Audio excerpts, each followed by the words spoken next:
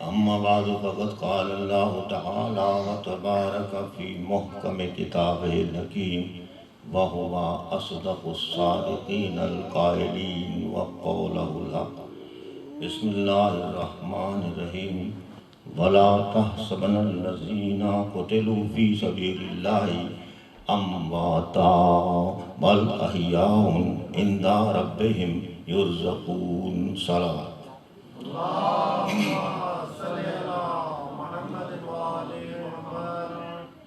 ماشاءاللہ مسلسل یہاں مجالس اعزا برپا کی جا رہی ہیں، اور جیسا کہ آپ کو علم ہے کہ خاص عنوان سے ہم گفتگو کرنے کی سعادت حاصل کر رہے ہیں، اور وہ ہے جیسا کہ ابھی زین صاحب بیان فرما رہے تھے، تہذیب کربلا۔ اس پر ہماری گفتگو جاری ہے، اور ظاہر ہے آپ حضرات تشریف لا رہے ہیں، اور جیسا کہ ابھی کہا بھی گیا کہ اور احباب بھی تشریف لائے، تو ظاہر ہے افراد کی تعداد سے کوئی تعلق اتنا زیادہ نہیں ہوتا، لیکن ہاں جتنا استفادہ کر سکے اور ہم ان سے استفادہ کر سکیں وہ بہتر ہوتا ہے۔ ورنہ حقیقت تو یہ ہے کہ اگر عقیدت کے اعتبار سے دیکھا جائے تو چند افراد بھی بہت بڑی حیثیت رکھتے ہیں، کیونکہ ہمارا عقیدہ ہے اور یقین بھی ہے کہ یہ صف اعزا وہ ہے کہ جہاں صرف وہ نہیں آتے کہ جو نظر آ رہے ہیں، بلکہ بہت بڑی تعداد ان کی ہے جو نظر نہیں آ رہے ہیں۔ اس لیے ہم جب بھی مخاطبت کرتے ہیں، گفتگو کرتے ہیں، ایڈریس کرتے ہیں، شرکت کرتے ہیں، سنتے ہیں یا کہتے ہیں، تو اس میں ایک عجیب کیفیت ہوتی ہے۔ تو وہاں قلت افراد سامنے نہیں ہوتی، بلکہ وہاں ایک کیفیت جذبہ ہے، کیفیت عقیدت ہے، کیفیت محبت و مودت ہے جو انسان پر حاوی آ جاتی ہے۔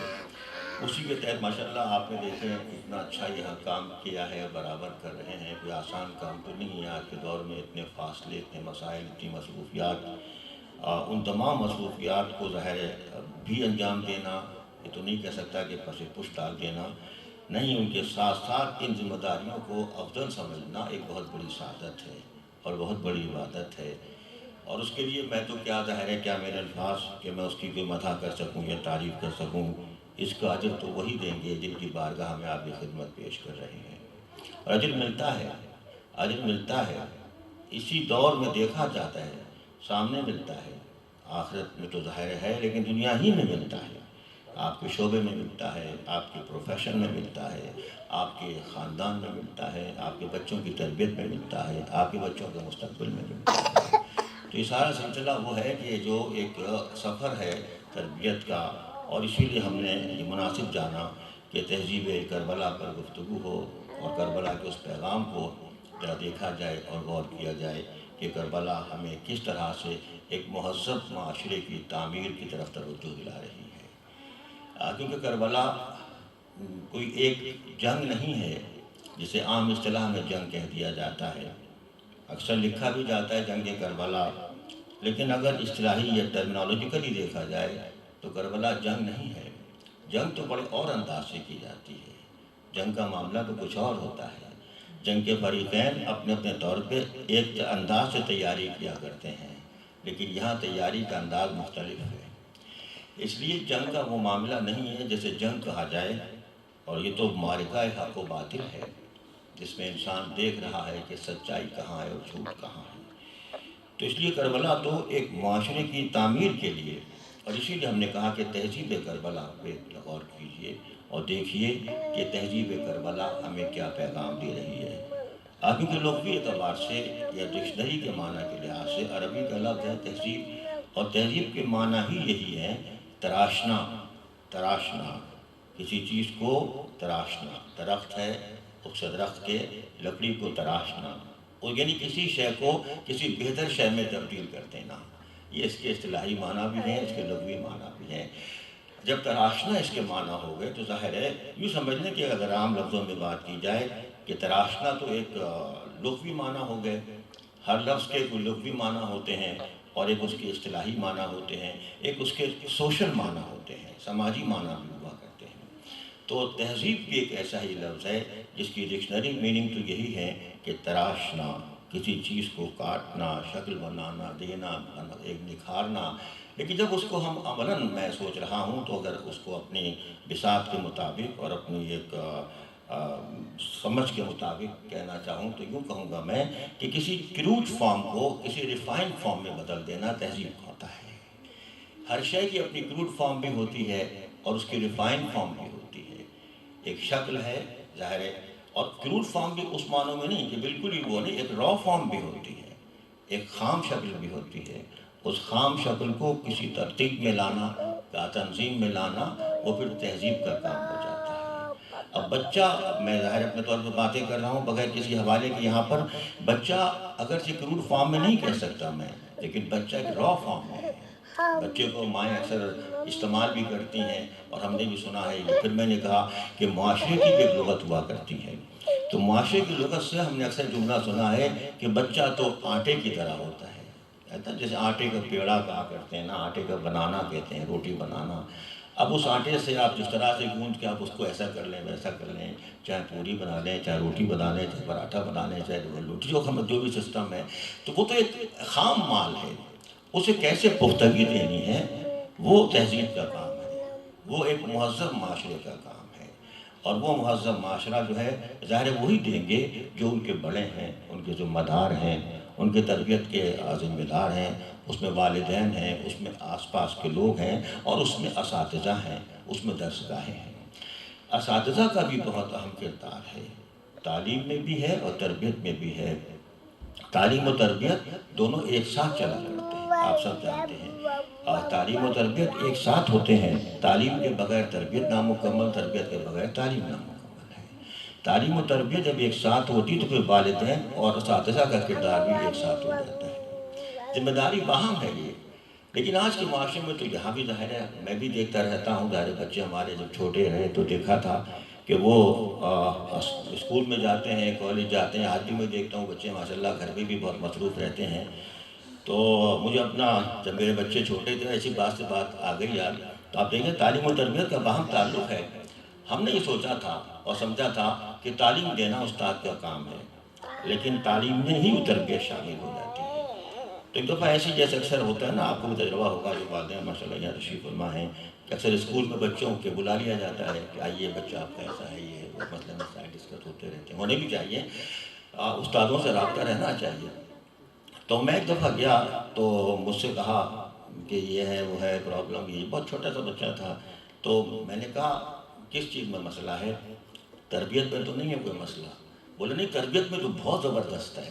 اتنا ہے کہ اور بچوں کے لیے مثال بنتا ہے، لیکن فلاں کتاب، فلاں کورس، یہ چیز وہ چیز. میں نے کہا پھر اب اس پہ آپ توجہ کریں.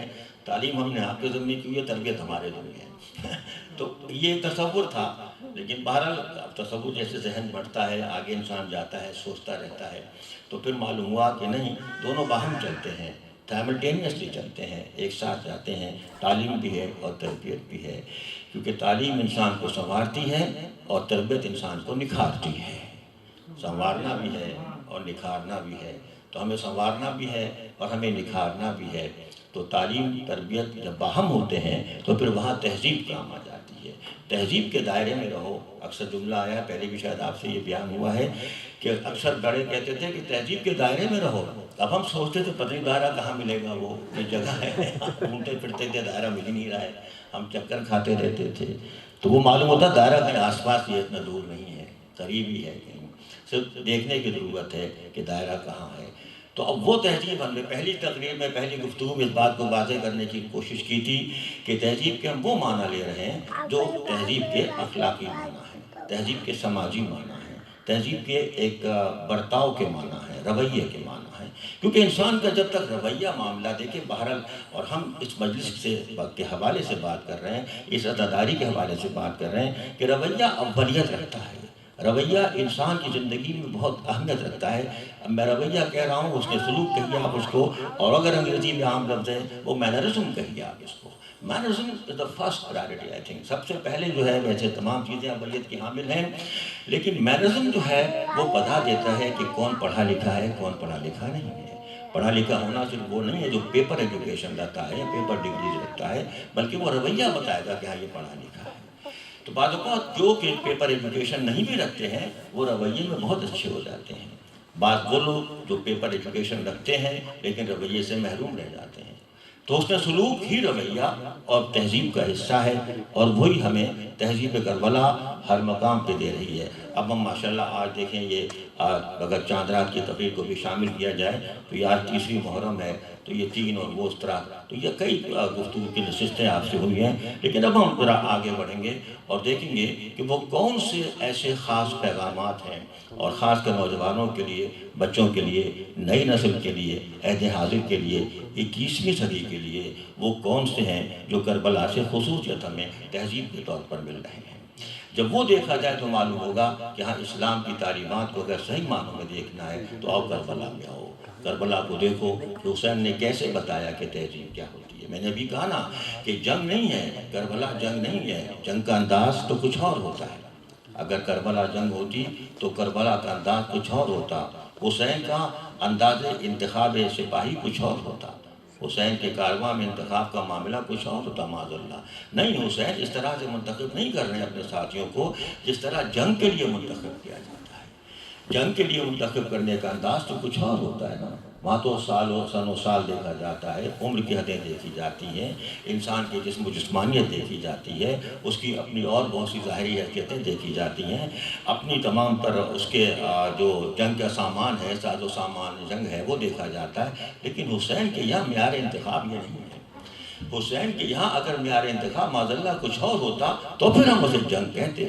یہ جنگ نہیں ہے، جنگ تو وہ ہوتی ہے، ہاں جنگ تو وہ ہوتی ہے جہاں لوگوں کو بلایا جاتا ہے، جمع کیا جاتا ہے، اکٹھا کیا جاتا ہے۔ میں واقعات کی تفصیل میں نہیں جا رہا، صرف باتیں کر کے واقعات کی طرح توجہ آپ کی مبذول کرا رہا ہوں، اور اس مجلس کا یہی بڑا فائدہ ہے، مجلس سے میری مراد اس ادارہ مجلس کا کہ یہ ہم بچے کو ہم سمجھتے ہیں کہ باتوں کو سمجھتا ہے۔ ماشاءاللہ صاحبانے بھی بیٹھے ہوئے ہیں، میں تو بچوں کے لیے بھی کہہ رہا ہوں کہ ایک بات کہیں گے باقی باتیں ان کے ذہن میں آتی چلی جائیں گی۔ تو کربلا میں تو سلسلہ ایسا ہے کہ جنگ میں تو بلایا جاتا ہے، ادھر سے لشکر لاؤ، ادھر سے فوج لاؤ، یہ لاؤ۔ یزید کیا کر رہا تھا، ابن زیاد کیا کر رہا تھا، یہی تو کر رہا تھا نا کہ تعداد کا تعین نہیں ہو سکا کہ کتنے فوجی تھے، کتنے لوگ تھے اس کے ساتھ، کتنی فوج تھی، اتنی بڑی اتنی کثیر تعداد میں بھاگا۔ اور حسین کا جو قافلہ ہے، میں تو صرف فوج بھی نہیں کہتا، حسین کا جو قافلہ ہے اس کی تعداد کتنی بھی ہو، لیکن آپ دیکھیں کہ زندگی میں ایک محاورہ بن گئی ہے۔ اگر کہیں کمی کی کوئی مثال دینی ہوتی ہے، اگر کہیں کم تعداد کی مثال دینی ہوتی ہے تو وہاں 72 کی تعداد آ جاتی ہے۔ حسین نے ایک مثال دے دی ہے، ایک محاورہ بن گیا ہے، 72 کا قافلہ، 72 کا قافلہ۔ کہاں 72 اور کہاں وہ جن کی تعداد کا تعین ہی نہیں ہو سکا ہے۔ جب یہ سلسلہ ہو تو پھر جنگ کیا؟ وہ بلا رہا ہے، ادھر آؤ، ادھر سے جاؤ، ادھر سے پانی بند کرو، ادھر سے راستہ بند کرو، یہ چوکی، وہ سلسلہ، یہ سلسلہ ہے۔ حسین تو بلا نہیں رہے ہیں، حسین تو واپس بھیج رہے ہیں، حسین تو واپس بھیج رہے ہیں۔ تم بھی جاؤ، تمہیں بھی اجازت ہے، یہ نہیں کہ واپسی کا حکم دے رہے ہیں، لیکن واپسی کی اجازت دے رہے ہیں۔ حکم دینا اور ہے، اجازت دینا اور ہے، اختیار دے رہے ہیں، اختیار دے رہے ہیں۔ اور صرف یہی نہیں کہہ رہے ہیں کہ تم جانا چاہو تو جا سکتے ہو، بلکہ یہ بھی کہہ رہے ہیں کہ ہاں کسی کا ہاتھ پکڑو، انگلی پکڑو اور کسی اور کو بھی ساتھ لے جاؤ۔ یہ جب انداز ہو تو وہاں پہ جنگ تو نہیں ہوتی، وہاں تو پھر کچھ اور ہی سلسلہ ہے، وہ پھر تہذیب کا سلسلہ ہے، وہ روحانیت کا سلسلہ ہے۔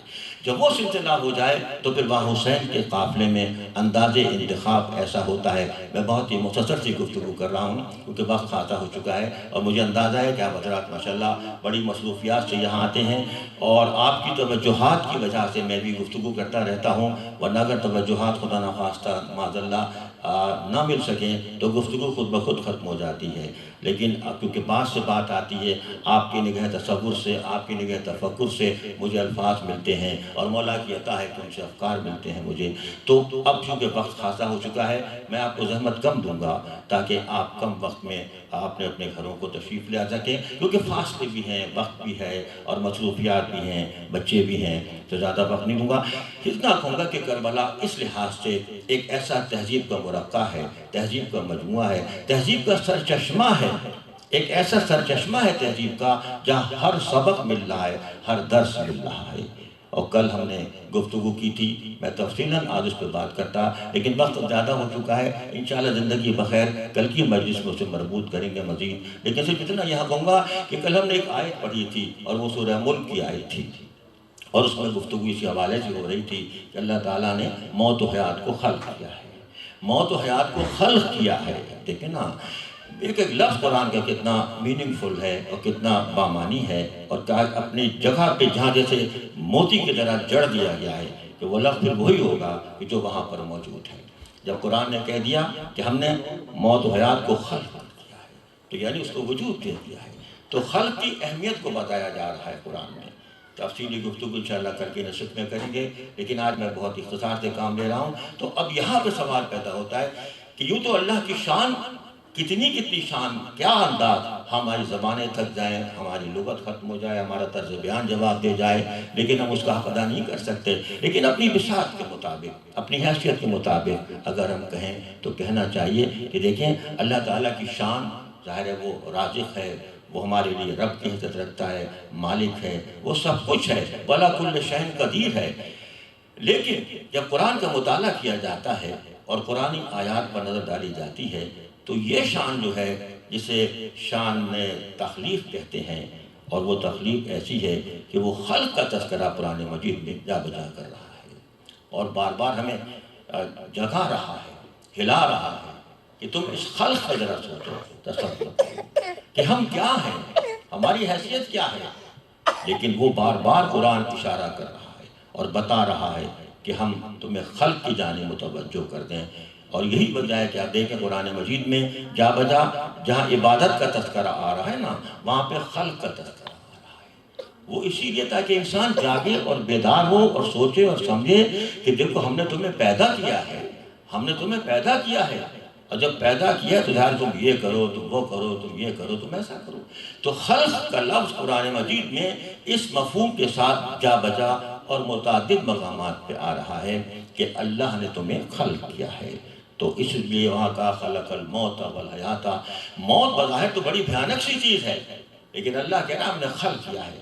اب پھر معلوم ہوا کہ موت بھیانک نہیں ہے، موت بھیانک نہیں، جسے وہ خلق کر دیا ہے، وجود دے دیا ہے، اور وجود بھی اس لیے دیا ہے کہ لِيَبْلُوَكُمْ أَيُّكُمْ أَحْسَنُ عَمَلًا، تاکہ ہم دیکھیں کہ وہ کون ہے کہ جو عمل احسن انجام دے رہا ہے۔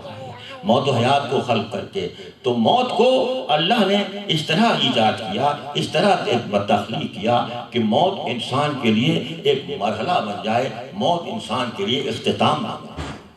یہ ہے دیکھیں نا، ایک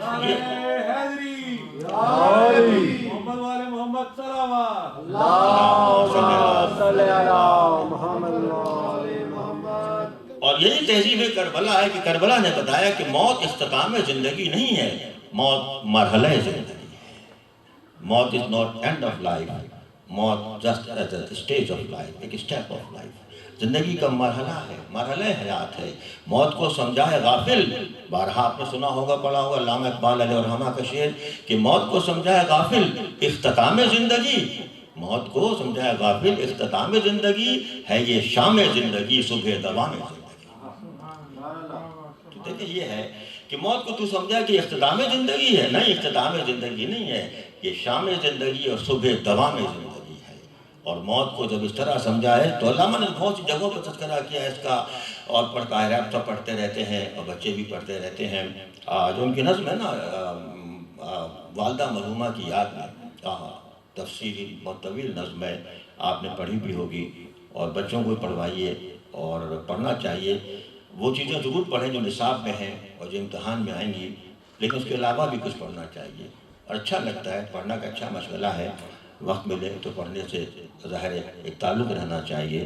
تو اس میں ہے والدہ مرحومہ کی یاد، بانگ درا میں ہے، وہ طویل نظم ہے، ماں کے حوالے سے ہے، اور وہ اپنی والدہ مرحومہ کے انتقال پر انہوں نے کہی، اور واقعی بہت تسلی دینے والی نظم ہے، تشفی دینے والی نظم ہے۔ بلکہ میں تو خود جب میری والدہ کا انتقال ہوا تو میں اس وقت یونیورسٹی میں پڑھتا تھا، اور شاید ماسٹرز کے آخری سال میں تھا، تقریباً آنرز کر چکا تھا، تو علامہ کی نظم میں پڑھ چکا تھا پہلے، تو مجھے اتنا اثر ہوتا تھا نظم کو پڑھ کے، بلکہ مجھے یاد ہے چھوٹا سا کمرہ سا میرا تھا، میں نے اس میں سے کچھ کاٹ کے کاغذ پہ وہ اپنے کمرے میں لگا رکھی تھی نظم کچھ اشعار۔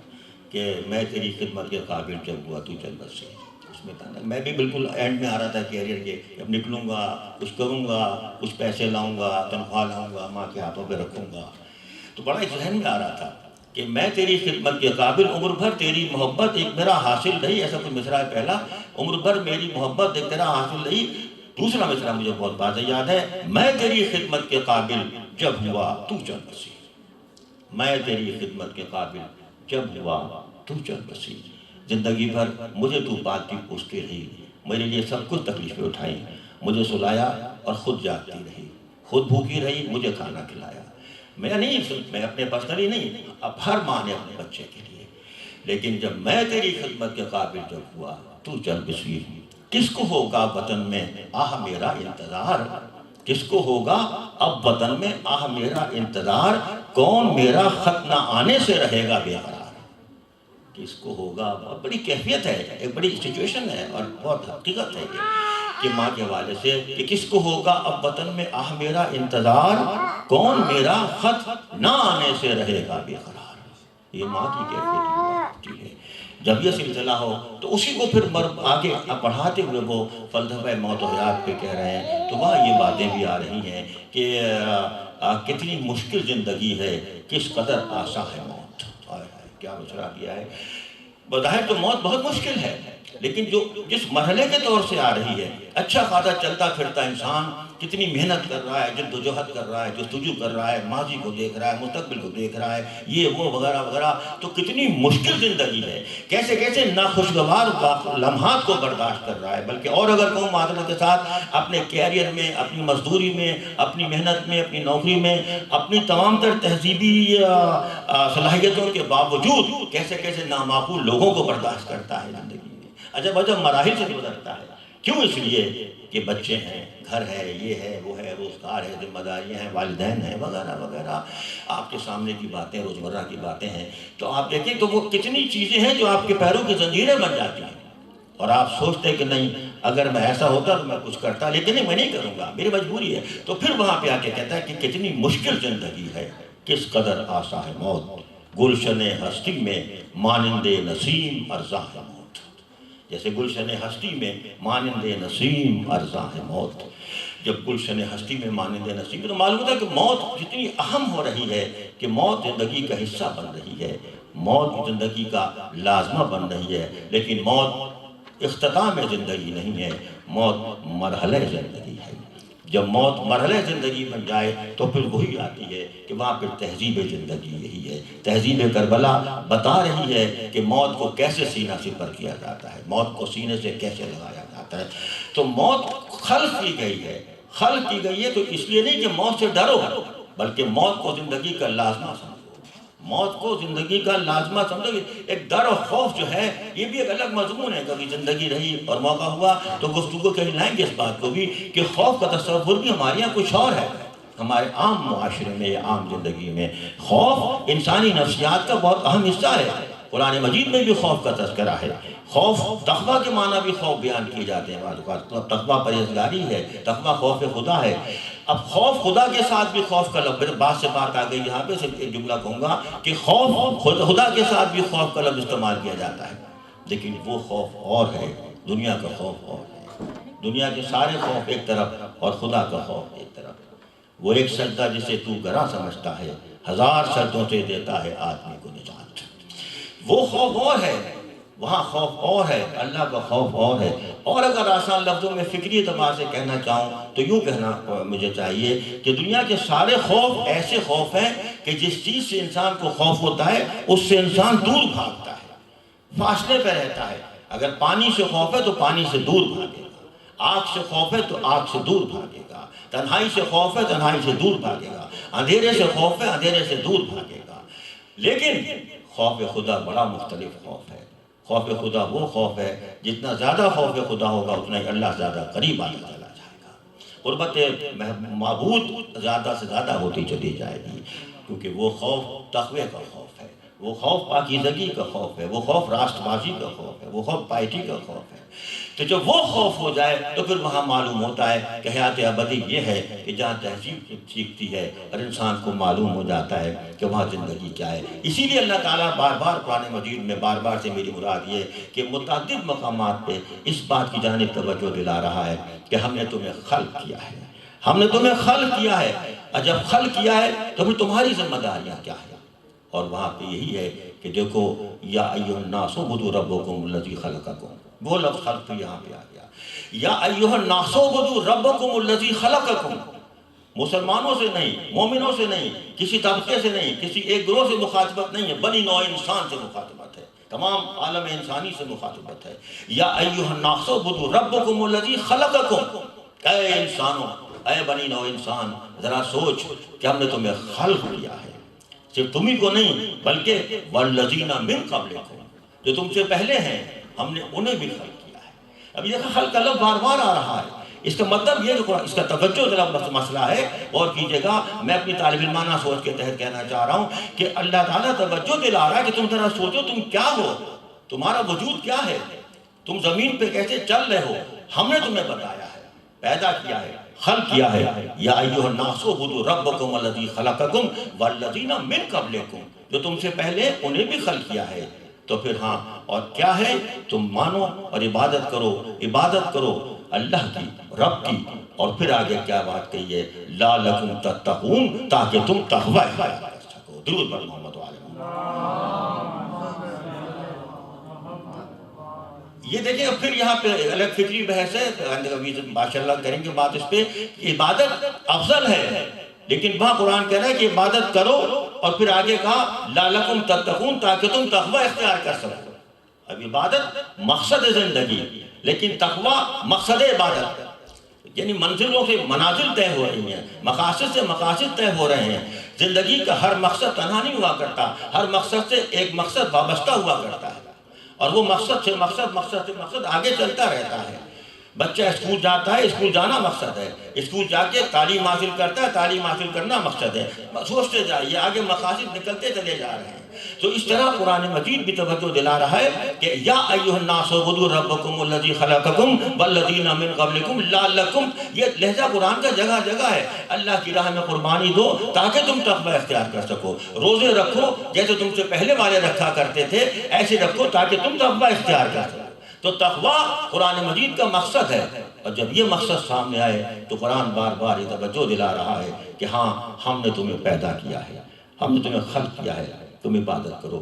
تو اپنی توحید کی دلالت کے لیے، استدلال کے لیے، آرگومنٹ کے لیے، جسٹیفیکیشن کے لیے، حالانکہ کوئی جسٹیفیکیشن نہیں چاہیے، ساری کائنات جسٹیفیکیشن ہے اللہ کے لیے، ساری کائنات کا وجود اللہ کے وجود کا جسٹیفیکیشن ہے، عقل انسانی اللہ کے وجود کا جسٹیفیکیشن ہے، لیکن پھر بھی قرآن مجید ایک تعلیم کے طور پہ جگہ جگہ بیان کر رہا ہے۔ تو وہاں بھی یہی کہہ رہا ہے کہ تم کیا تھے، ذرا سوچو، بس گفتگو ختم۔ تو وہاں پہ قرآن نے کہا ہے، اور یہ کتنی آیتیں پڑھتے جائیے، دیکھتے جائیے، کیف تکفرون باللہ، تم کیوں اللہ کے منکر ہو رہے ہو، کیف تکفرون باللہ، کیوں کر منکر ہو رہے ہو، تمہیں معلوم ہے تم کون تھے، وکنتم امواتا، تم بالکل مردہ تھے، بے جان تھے، شکم مادر میں بے جان پڑے ہوئے تھے، وکنتم امواتا، ہاں پھر کیا ہوا، ہم نے تمہیں زندگی دی، فاحیاکم، ہم نے تمہیں اٹھا دیا، ہم نے تمہیں حرکت دی، تمہیں جنبش دی، تم کو ایک زندگی دی، فاحیاکم، کہہ رہا قرآن کہ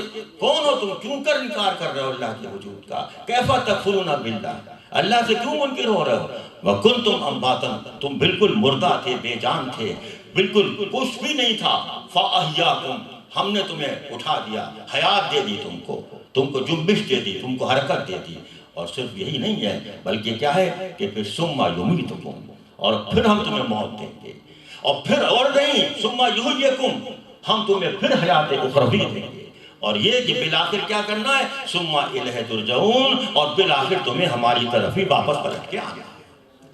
یہ ہے سارا پروسیس، کیا عمدگی سے ایک آیت میں بتا دیا ہے۔ تو تو دیکھیں قرآن بار بار کہہ رہا ہے، بس اب گفتگو ختم، یہاں پہ آخری مرحلے پہ بس یہیں پہ میں کہوں گا ایک نقطہ فکر آپ کی سماعتوں کی نظر کروں گا اور آپ سوچئے گا، اور پھر اس بات کو انشاءاللہ اگلی نشست میں بات کو آگے بڑھائیں گے کہ کل چونکہ میں نے جہاں سے گفتگو ختم کی تھی وہیں سے آج شروع کی، آج جہاں پہ ختم کریں گے انشاءاللہ کل تشریف شروع کریں گے، تو وہاں قرآن نے کہہ دیا کہ ان باتوں کو دیکھو کہ تم کیا تھے، اور یہ عام انسان سے بات ہو رہی ہے، عام انسان سے بات ہو رہی ہے کہ ثم الیہ ترجعون، اور تمہیں بالآخر ہماری طرف واپس آنا ہے۔ اب آئیے ذرا سعادت ذکر حاصل کریں اور آیت کو آیت سے ملا کر دیکھیں اور آیت کو آیت سے قریب لا کے دیکھیں کہ قرآن کہیں تو یہ کہہ رہا ہے کہ ثم الیہ ترجعون، کہ تمہیں واپس آنا ہے۔ میں عربی لغت کی اس تمام تر کیفیتوں کو اردو لغت میں کیسے ڈھال سکوں، لیکن ایک بات کہوں گا کہ ہاں اگر اردو کی اپنی گرامر کے لحاظ سے بات کی جائے اور اس کی ترکیب زبانی کے لحاظ سے بات کی جائے تو ایک وہ ہوتا ہے کہ واپس لانا ہوتا ہے اور ایک واپس آنا ہوتا ہے۔ ایک واپس آنا ہے، لازمی ہے یہ کہ ثم الیہ ترجعون۔ قرآن کہہ رہا ہے کہ کیف تکفرون باللہ وغیرہ، تمام آیتوں کے الفاظ آپ کے سامنے آ رہے ہیں کہ تم کیا تھے، تم مردہ تھے، فاحیاکم، ہم نے تمہیں حیات دے دی ہے، ثم یمیتکم، پھر ہم تمہیں موت دیں گے، ثم یحییکم، پھر تمہیں زندگی ملے گی، اور ثم الیہ ترجعون، پھر تمہیں واپس آنا ہوگا ہماری جانب۔ یہ سب کچھ قرآن کہہ رہا ہے عام سب زندگی کے لیے، لیکن کہیں قرآن کا لہجہ بڑی خصوصیت کا حامل ہو جاتا ہے اور وہ بندگان خاص کے لیے ہوتا ہے۔ بس گفتگو یہ ہے تہذیب کربلا، اور یہ سلسلہ ہے وہ بندگان خاص کے لیے یہ ہوتا ہے۔ کہیں کہا گیا کہ ثم الیہ ترجعون، تمہیں واپس پلٹ کے آنا ہے، اور کہیں یہ کہا گیا یا ایتھا النفس المطمئنہ ارجعی راجعکم اللہ، کہ اے رب بارگاہ رب عزتی میں آ جا، اس انداز سے آ جا، میں بہت اقتدار سے کام لے رہا ہوں کہ تو میری طرف آ جا، میں تجھ سے راضی ہوں اور میں تجھ سے راضی ہوں، تو مجھ سے راضی ہے، اور آ میرے بندگان خاص میں شامل ہو کے میری جنت میں داخل ہو جا۔ یہ ہے یا ایتھا النفس المطمئنہ کہہ کے جسے مخاطب کیا جائے، وہ پھر اس کیٹیگری میں نہیں آ رہا ہے کہ آنا ہی ہے، تو کہیں آیا جا رہا ہے اور کہیں بلایا جا رہا ہے، کہیں آیا جا رہا ہے اور کہیں بلایا جا رہا ہے، جانا سب کو ہے لیکن کہیں نفس مطمئن کہہ کے مخاطب کیا جا رہا ہے۔ ارجعی الی ربک راضیۃ مرضیہ فادخلی فی عبادی وادخلی جنتی، اے نفس مطمئن پلٹ آ، واپس آ جا اپنے رب کی طرف اس انداز سے کہ راضیۃ مرضیہ، تو مجھ سے راضی ہے، میں تجھ سے راضی ہوں، وادخلی فی عبادی وادخلی جنتی، میرے بندگان خاص میں شامل ہو کر میری جنت میں داخل ہو جا، اب میری جنت تیرے لیے ہے۔ یہ پھر جب مقام آئے تو پھر وہیں آئے گا جہاں تہذیب ہوگی، جہاں زندگی کا مفہوم ہوگا۔ حسین نے بتایا کہ زندگی کیا ہے، حسین نے بتایا کہ تہذیب کیا ہے، دوست کسے کہتے ہیں، رویہ کسے کہتے ہیں۔ لوگ تو دیکھیں نا کیسے کیسے رویے کرتے ہیں دشمنوں کے ساتھ۔ حسین جانتے ہیں کہ دشمنوں کا انداز کیا ہے، لیکن حسین تو دشمنوں کو بھی پانی پلا رہے ہیں، حسین تو دشمنوں کو بھی پانی پلا رہے ہیں۔ کیوں نہ پلائیں؟ کس باپ کے بیٹے ہیں؟ اس باپ کے فرزند ہیں کہ سامنے قاتل کھڑا ہے اور شربت کا گلاس پیالہ جو لفظ بھی آپ چاہیں استعمال کریں دیا جا رہا ہے، لیکن کہہ رہے ہیں نہیں مجھے بعد میں سیراب کرنا، پہلے میرے قاتل کو سیراب کر دو۔ یہ ہے تہذیب، یہ تہذیب کا سرمایہ سامنے آ رہا ہے۔ آئیے بتائیں دنیا والوں کو کربلا کیا ہے، آئیں بتائیں تو بارگاہ حسین کیا ہے، آئیے بتائیں کہ صف ادائے حسینی کیا ہے، کہ جہاں معلوم ہو رہا ہے کہ حسین اس لشکر کو پانی پلا رہے ہیں جس لشکر نے ان کے پانی بند کرنے کا اہتمام کیا ہے۔ جب یہ زندگی کا تصور آ جائے تو وہاں تہذیب ہوتی ہے، وہاں معاشرت ہوتی ہے، وہاں اس نے سلوک ہوتا ہے۔ جب حسین اس انداز سے ہوں تو پھر آپ دیکھیں کہ انتخاب سپاہ امام علی مقام کا کیا ہے۔ بس چند جملے امام منتخب کر رہے ہیں، اس انداز سے کر رہے ہیں کہ اگر بلا رہے ہیں تو کسے بلا رہے ہیں؟ کسی ایسے لڑنے والے کو نہیں بلا رہے ہیں، کسی ایسے بہت ہی ماہر سپاہ گری کو نہیں بلا رہے ہیں، حسین بلا رہے ہیں تو حبیب ابن مظاہر کو بلا رہے ہیں۔ آپ دیکھیں حبیب ابن مظاہر کو بلانا کیا کسی جنگ کرنے والے کا کام ہوگا؟ حسین تو ایک نسبت بتا رہے ہیں، ایک تعلق بتا رہے ہیں۔ حسین کے ذہن میں یہ بات ہے کہ میرے ساتھ آئیں گے ایسے ساتھی آئیں گے کہ جن کا یقیناً جن کی کمر خمیدہ ہو جائے لیکن عزم میں کوئی خم نہیں آنا چاہیے، کمر خم جھک جائے، کمر خمیدہ ہو جائے، جھک جائے، لیکن عزم میں کوئی جھکاؤ نہیں پیدا ہونا چاہیے۔ اس لیے حسین حبیب ابن مظاہر کو بلا رہے ہیں۔